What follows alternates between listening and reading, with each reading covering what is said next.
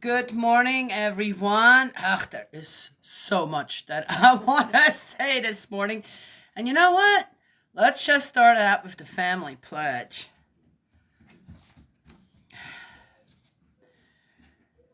Number 4. Our family pledges to build the universal family encompassing heaven and earth, which is God's ideal of creation, and perfect the world of freedom, peace, unity, and happiness by centering on true love. Well, this goes right along again with while I was still upstairs getting ready to get up to start going, Father, does it even make any, does it even make any sense, this, to do all this, and it's like the immediate answer come back, are you kidding me? And I'm sitting there listening, to, and then suddenly there was this just influx of all these ideals of, on how and where it is present in the world. Look at these two. Are you so excited too? Oh, okay, all right. Not the face. Go on, lay down. Everybody, lay down. I'm as excited. They're as excited as I am. That's amazing on how animals. Okay, lay down. You're going out. You want to go out? You want to go out? Nope. See a big dog jump like this? Nope. Go. Lay down. Bo is out, and Jake doesn't get to go out, so they don't go already roaming for hours before they had their breakfast. Sadly, we're missing one of our dogs, Ozzy, the one with the universal eye, the cosmic eye, is missing. Has been missing since yesterday morning. It's hunting time here. He's a foxhound, and their instinct kicks in, and he may have run after something and just ran too far and is maybe a bit lost. Nah, he's not lost. He's just doing his thing out there. I'm really hoping. Would a hunter here, if another dog that's not his dog, does it get in the way, shoot the dog? Yeah. I'm hoping that did not happen. I'm really hoping that did not happen. Though we don't allow hunting here without permission, we have people come in anyway, and it's one of those things. Right? What are you gonna do? You got to live with the people around you, and hope that they abide by the conditions set by the owners.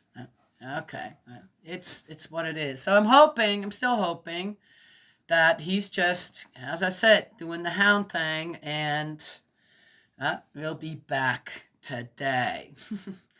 If not, if he doesn't come back, then something happened to him. And again, what are you gonna do? You're gonna. It's what it is here. You can't. If you really want to keep a hunting dog contained, you have to lock him up, and we don't do that here, right? So it's whatever happened, wherever he's at, he's had a great life, considering we found him starving on the side of the highway, waiting for people to throw their trash out after McDonald's and Wendy's and whatever, right? And then he had a wonderful life here for the short time. It's only been about a year that he's been here, and he was taken good care of. Definitely well fed. Yeah? Yes. Well, we're hoping he'll be back. So another thing I wanted to mention that came to my attention, we had this, and people around the world had these floods going on. We had a devastating one here. Many people lost their lives. Even more people lost their homes. Everything. I mean, everything. And it amazes me every time in this country of the United States on how people just... Oh, there's Bo. Let me let him in.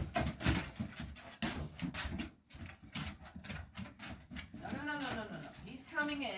You can go back down. No. Okay, now I got 3 in here. All right, all right, all right.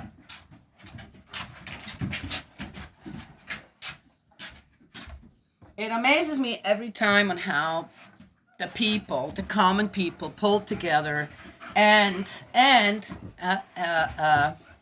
okay, what? Oh my gosh, Bo, really? All right, guys, go lay down.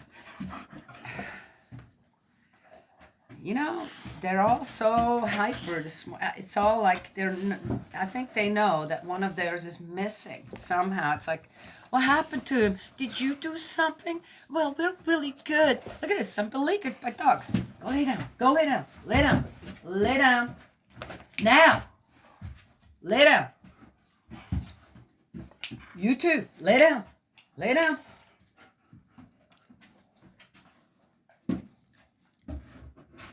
Stay. Stay. Me talking, you listening. On how the common people just come together and they make things happen according to what they can do. And it isn't the rich and powerful. It just isn't.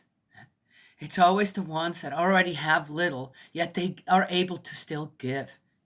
I've seen that here too. And when the governments come in, the government agencies come in, this and that, it's with all these conditions that no one needs at a time like this. Just doesn't. God does not give like that. And our government shouldn't either. Now, I had this thought on homelessness it's probably at an all-time high in our country, more than it has ever been. And there are different factors contributing to that. What did I tell you? No, go lay down. You want to go out? You want to go out? You want to go out? Then go lay down. Go lay down. Go. And, I'm thinking that if you're a good leader of anything, then you do not represent and you do not live according to the highest that there is available. You live with the lowest.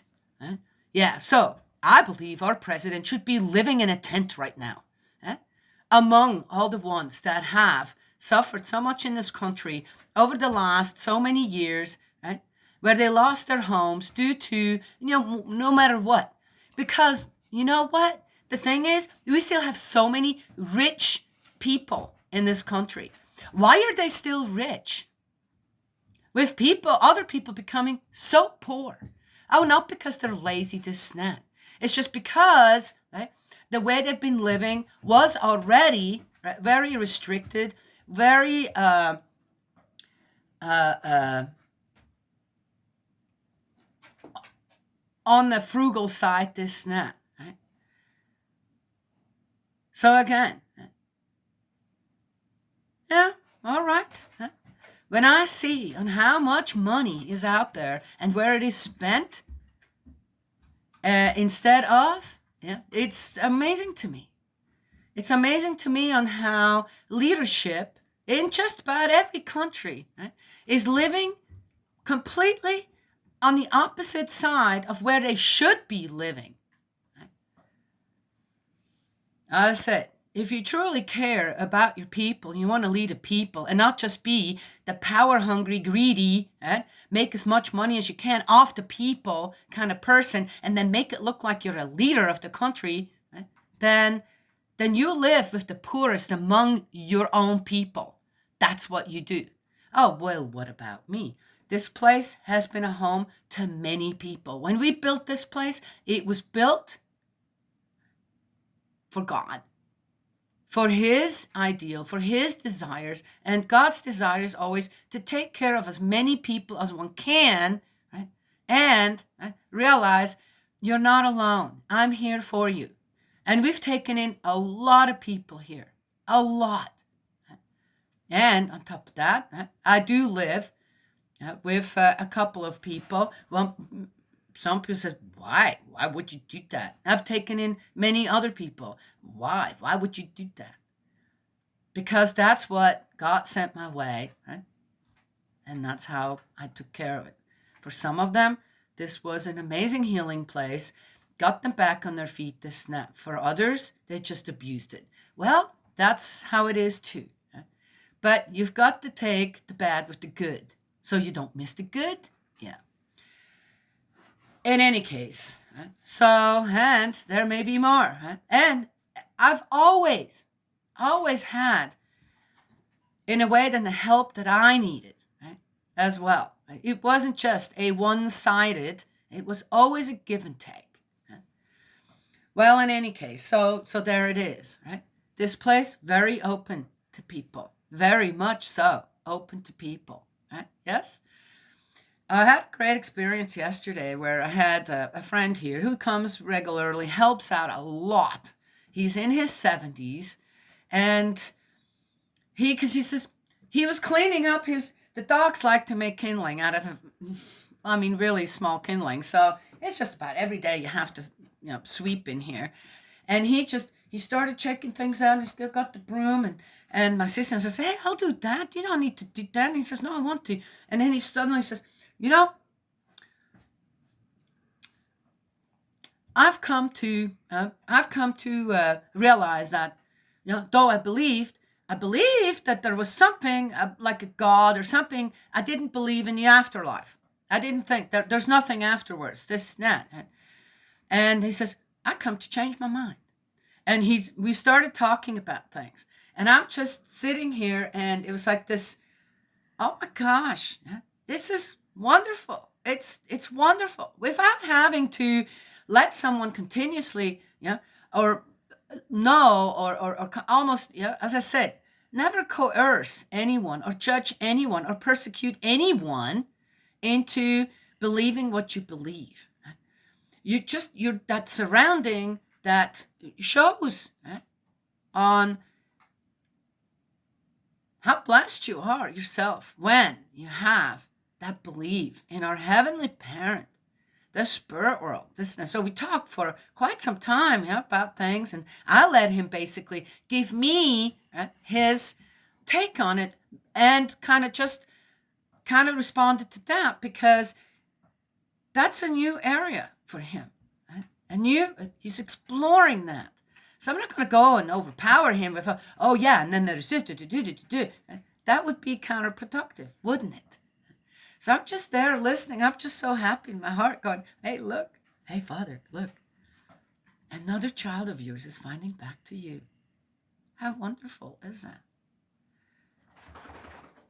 that? He said, there was another thing. He says, you're not getting out of your chair and I'm sweeping around you. That's a bad omen. That's going to put a hex on you. I'm going to put the hex on you or something. I'm going, yeah, you know what? That's only possible for people who have some certain type of intentions, that there's not a bad bone in your body.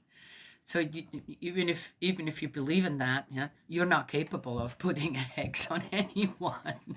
Yeah. And he's like, oh, is that how it works? I said, no, I don't know if it works that way, but I know that you're not capable of doing anything like this. Anyway, so again, what did I say? I'm amazed on how the people in the lower classes are able to pull together for each other. It's very sad to see that the people in the upper classes can't do that. They can't do that.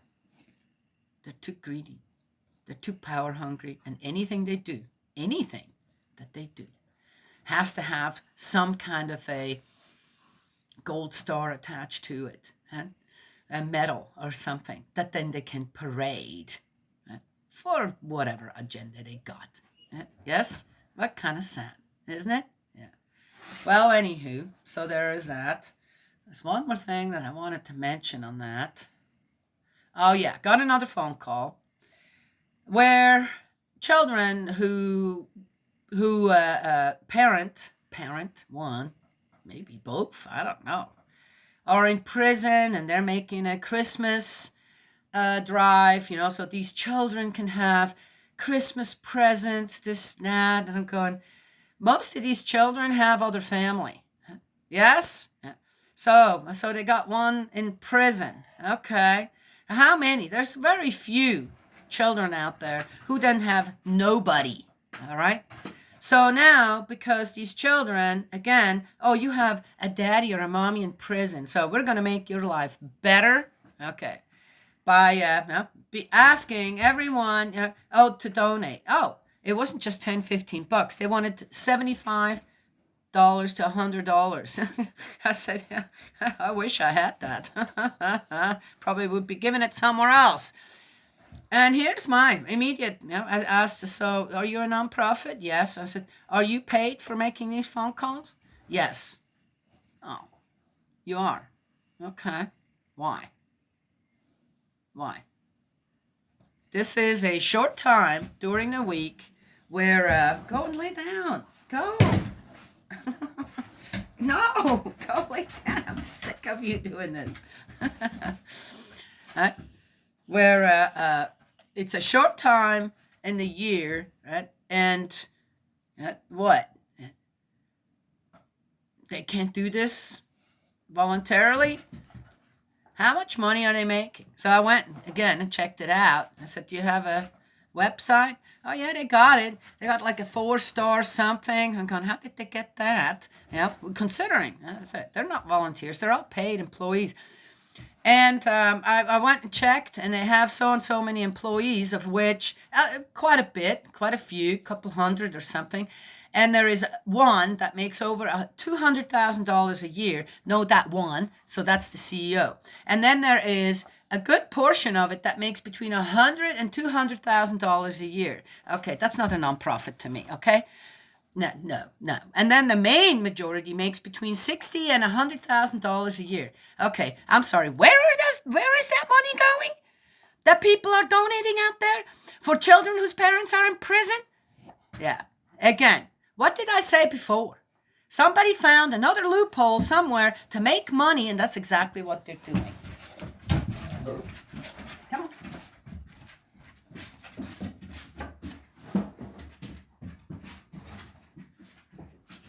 See ya. Wouldn't want to be ya. There.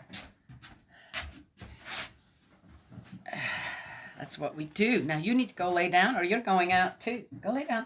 Go lay down. That's too many dogs all in one pile. Go on. Go lay down. I got things to say. Anywho, so again, right?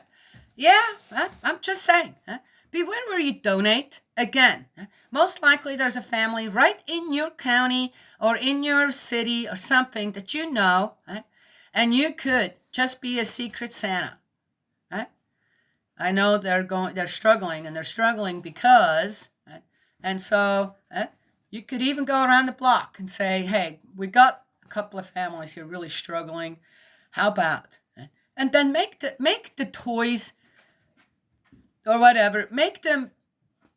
Children don't need all these toys. Okay? I've seen that in every household. All these toys that the kids get because they see it on TV or something like that. It's a trend. I don't know what.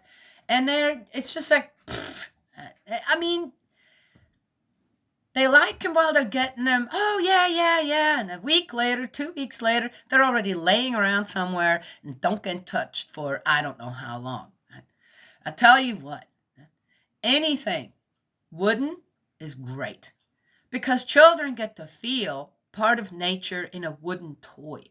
Games, they're great. Old-timey games, even better. Right? I'm just saying. I gave my granddaughter a loom that I made that then she can do, right? Loved it. And she's still using it. She tells me, she says, Grocie, I'm making this and I'm making that. Yes. Art supplies. As I said, if you know your child a little bit, you know what to get them that, okay, maybe that's not necessarily what they want, right? But think on what will your child use all through the year, right? And then really appreciate it. Also, your efforts of making money and getting presents for them. I mean, come on now. Everybody's so still, as I said, you say, luscious? No, what do you say? Not luscious. Loaded out there. Right? And to get them something that really, they can really get into and keep getting back to it, this, that, right? Yes? Anywho, just saying. There it is. I remember we got my grandson a little, it had to be little enough because it was little, and also kind of fit for their household, right? A little thing to sit on and roll around on it, right? And that was years and years ago, and they still have it. It's still, my daughter just told me last year when I was taking care of them, said to me, says, man, this is one of the most used toys here, right? And they all know where it came from, right? Yes? Yeah. So, yeah. Well, there it is. What can I say? Also, all I can tell you, stay away from motorized things. They're not for children. That's when they get older.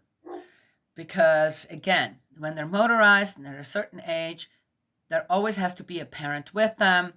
And these toys lose fascination very quickly when they're constantly being told, no, we don't have time for that right now. No, you can't do that right now. Then the toy becomes a disappointment. Right? Yeah, see? Yeah. Looks good for a few minutes while they're getting it. And then you're willing to go out there with them and ride the bike and ride the little motorized whatever, this and that. But it becomes a disappointment very quickly when. I'm just saying. You guys do what you want out there. All right, so we're in Genesis 38. The story of Judah and Tamar. Judah, the one that wanted to kill his brother. Ew. It happened at about that time that Judah left his brothers to go down and settle with a certain Adulamite called Hira. There Judah saw the daughter of a Canaanite called Shua. He made her his wife and slept with her. She conceived and gave birth to a son whom she named Er. She conceived again and gave birth to a son whom she named Onan. Yet again she gave birth to a son whom she named Shelah. She was at Chezib when she gave birth to him. Judah took a wife for his firstborn heir, and her name was Tamar. Oh, what are we getting into here? But Er, Judah's firstborn, offended Yahweh, and Yahweh killed him.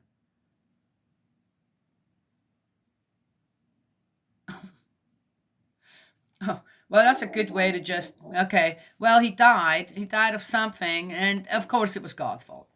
Oh, it must have been. Oh, come on. Then Judah said to Onan, take your brother's wife and do your duty as her brother-in-law to maintain your brother's line. That's a weird one. But Onan, knowing that the line would not count as his, spilt his seed on the ground every time he slept with his brother's wife to avoid providing offspring for his brother. How the heck do they know that?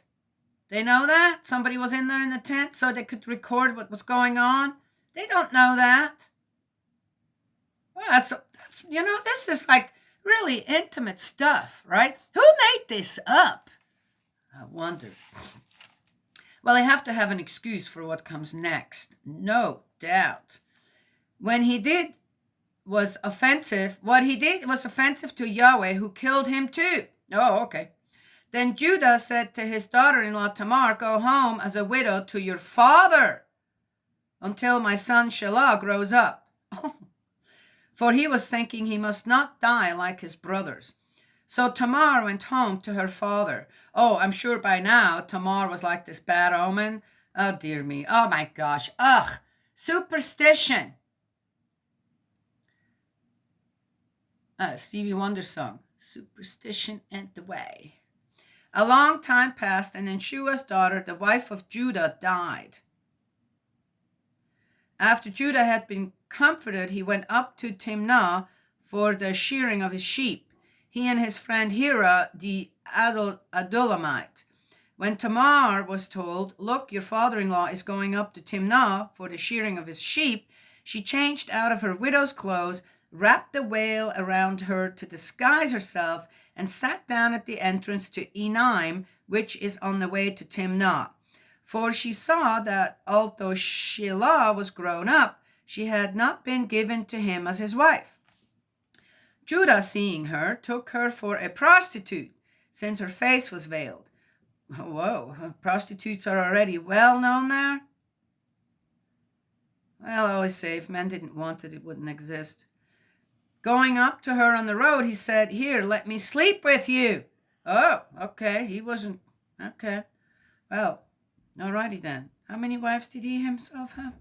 1? 2? I don't know. Oh my gosh, you can tell it, the Bible is, it's like, okay, I don't even know what this reads like. He did not know that she was his daughter-in-law. Oh, baloney. "What will you give me for sleeping with you?" she asked. "I will send you a kid from the flock," he said. "Agree if you give me a pledge until you send it," she replied. "What pledge shall I give you?" he asked. "Your seal and cord and a staff you are holding," she replied. He gave them to her and slept with her, and she conceived by him. Then she got up and left him, and taking off her veil, resumed her widow's weeds. Really? Is that what happened? Don't you think that for a prostitute who had what kind of status, even at that time? Huh? The lowest of the low of the low of the lower? First of all, so she's veiled. What? You don't care what face you sleep with? Okay. Lust, right? Really? And then she's asking for specific things to hold on to until he fulfills his, promise to give her what? A baby goat? That should have, right away, Judah should have, this is not a regular woman here, that something more's going on. No. Again, has this written down? Who wrote this down? What for? Okay. Well, anyway, it's all the woman's fault. Oh, the men, they just can't help themselves. Judah sent the kid by his friend, the Adullamite, to recover the pledge from the woman, but he did not find her. He inquired from the men of the place, "Where is the prostitute who was by the roadside at Enaim?" "There has been no prostitute there," they answered. So returning to Judah, he said, "I did not find her."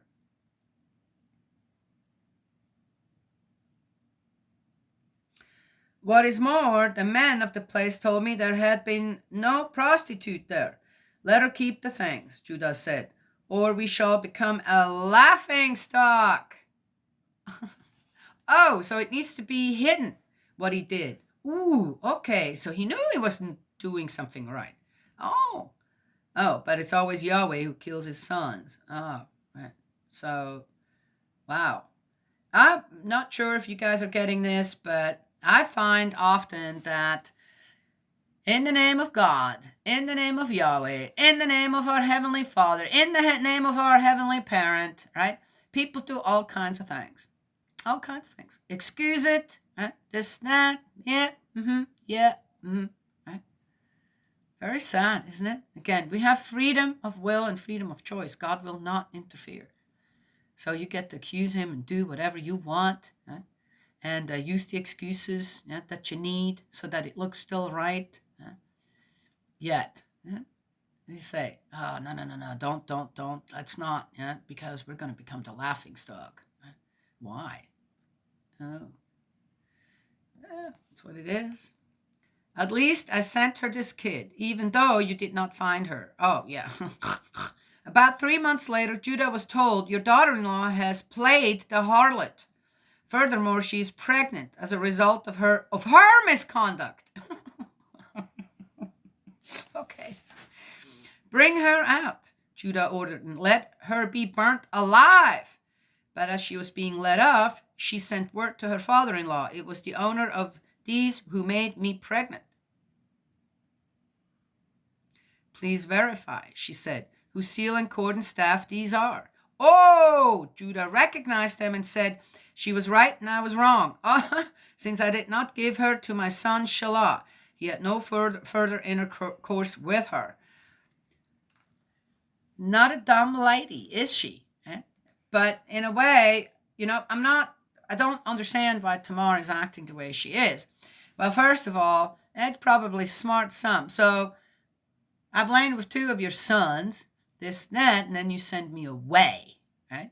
Because again, oh, really? Is it that, well, why can't a woman, when she loses her husband, not just, okay, you take care of her, but unless there's a proper marriage going on again, then, yep, and even then, I have an interesting one on this one. Let's finish up. Well, anyway, this is just such a story. Oh, and then because he can't talk his way out of it. Oh, she was right. I was wrong. He was ready to kill her though. Oh my gosh. Jeez. Since I did not give her When the time for her confinement came, there were twins in her womb. During the delivery, one of them put out a hand, and the midwife caught it and tied a scarlet thread to it, indicating that this was the first to arrive. Whereupon he drew back his hand, and out came his brother. Then she said, "What a breach you have opened for yourself." So he was named Perez. Then his brother came out with the scarlet thread on his hand. So he was named Sarah. Oh, interesting. So it's Perez and Sarah, fathered by Judah. And Tamar was the mom. I tell you what, before I would have read this, I would have told you that, no, that was Esau and Jacob.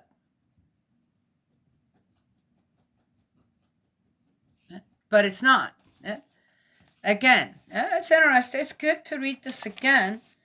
And so there was a fight in the womb on whom was to be born, to be the firstborn. Interesting, right? Yes. To me, in a way, I know that they're going to make some kind of a importance out of this, yep, and disregard on how these twins were conceived. Okay, there was like this silent fight going on, right? Even before they were conceived, then they were conceived, and like this hidden way. And then Tamar had to try to survive. She was very smart, wasn't she, in a way? That wasn't the right way to go, okay? This is not right. It doesn't matter. Again, there's no, where is the Where are the dreams? Where is the communication to God, to Yahweh, right? To, oh yeah, this is good. You do this. There's less and less and less of that going on.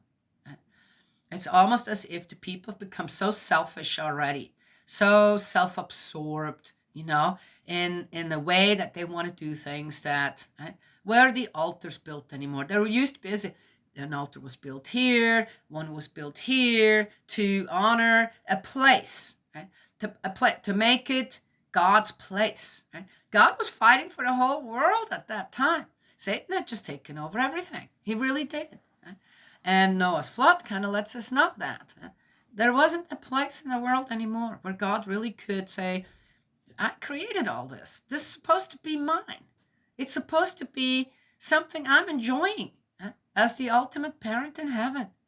And it was taken away. Due to what? I mean, gosh, can you take anything away from God? Yes, you can. Absolutely. Because the rules in heaven, the heavenly laws are absolute. The earthly laws are absolute as well. What kind of a justice system do we have, really, when it comes down to it? Right? Yes. What has it developed into? Even more so. It's not about justice. It's about how much money they can take in. Right? Yes. It's not about the people. It's about they can use anything and everything that you can for your own agenda. That's just the way it is. Right?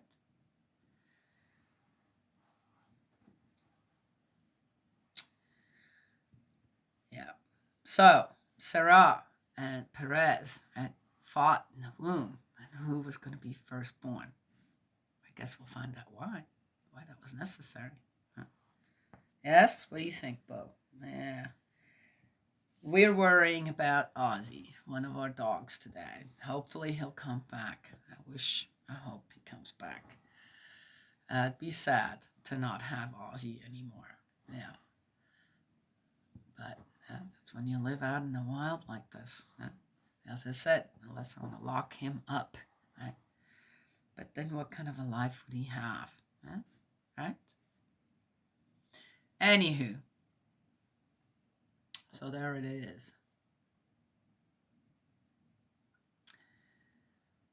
Yep, there is still, after the flooding here, there's still a lot of things that need to be cleaned up, and people still struggling to snap, but things have come and gone. There was so much surplus of certain things and not enough of other things. And again, it was the big places here where you go and get it. They profited unbelievably from all this. And it was the common people, the people who lived together, pulled together, gave I don't know how much time of their self, volunteered, didn't get a dime for that, this, that, and a lot of people are back on track, at least on track. But when it comes down to all them rich people around their country with billions of dollars, some dude who did something, had all them billions, and then he kind of lost and went bankrupt, and going, what a waste. What a waste, a waste, okay?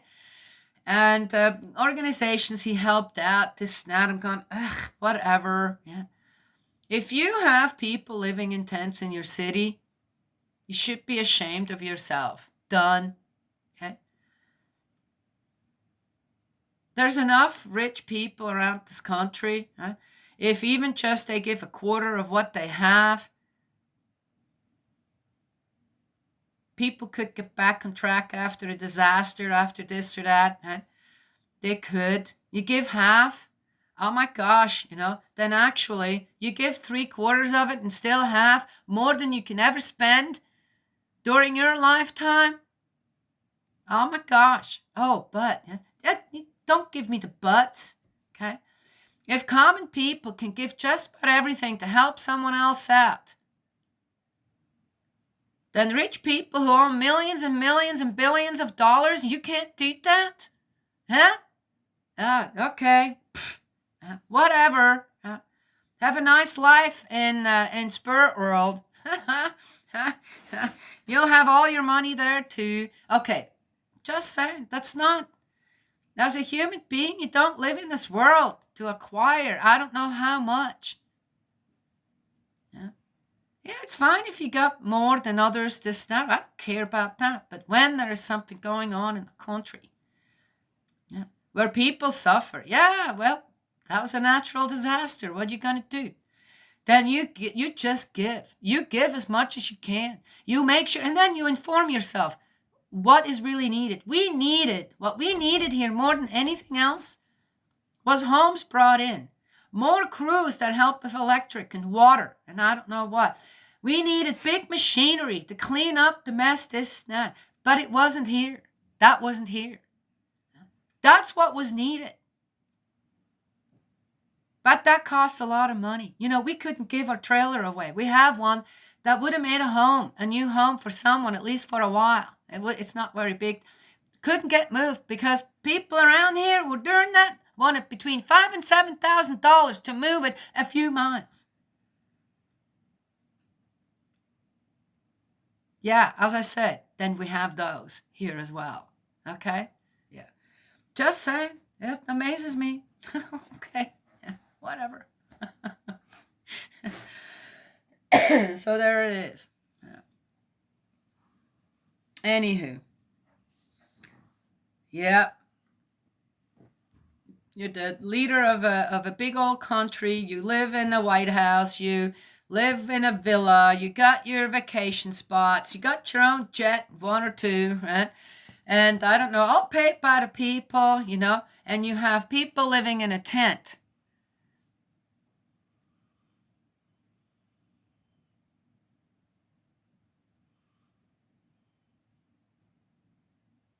Not because they're lazy, just because too many things happened where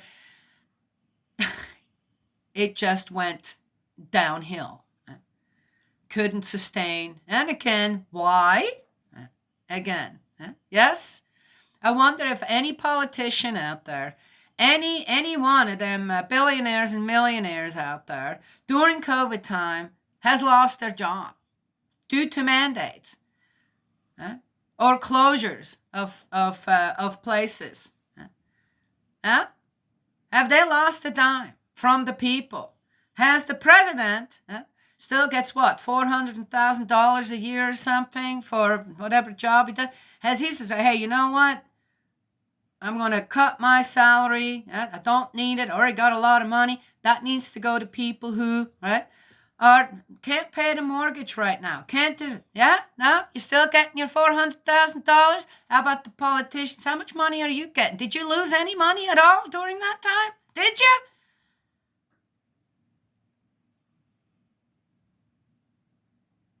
Asking, just asking. It's very sad. It's very sad to me.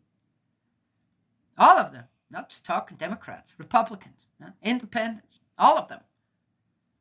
Yeah. Do you really care about the people in the United States? Do you really care about them? I don't see it. I don't see it at all. Just saying. Could be wrong. Judah. Interesting. Judah. How do you play your games out there? Kind of like Judah is? Yes? Okay.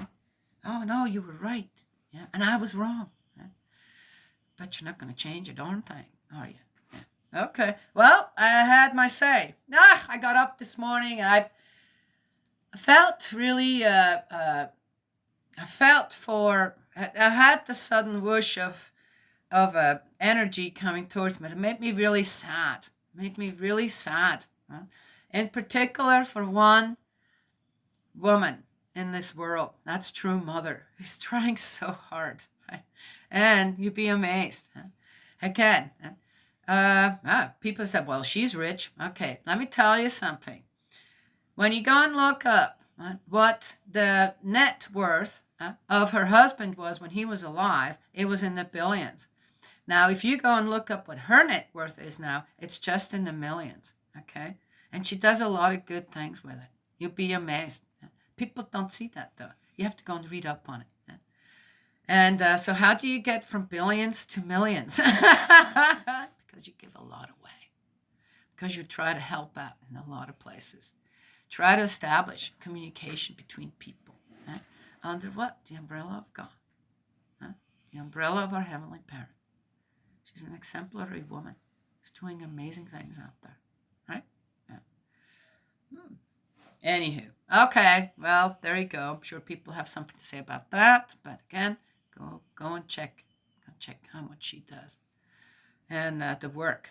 Anywhere there's the work that she's getting older too, guys. Okay? If you expect her to still run around like a spring chicken, then you're insane. Huh? Well, anyway, but still, she does. She does way more. I'm 20 years younger than her. She does way more than I do.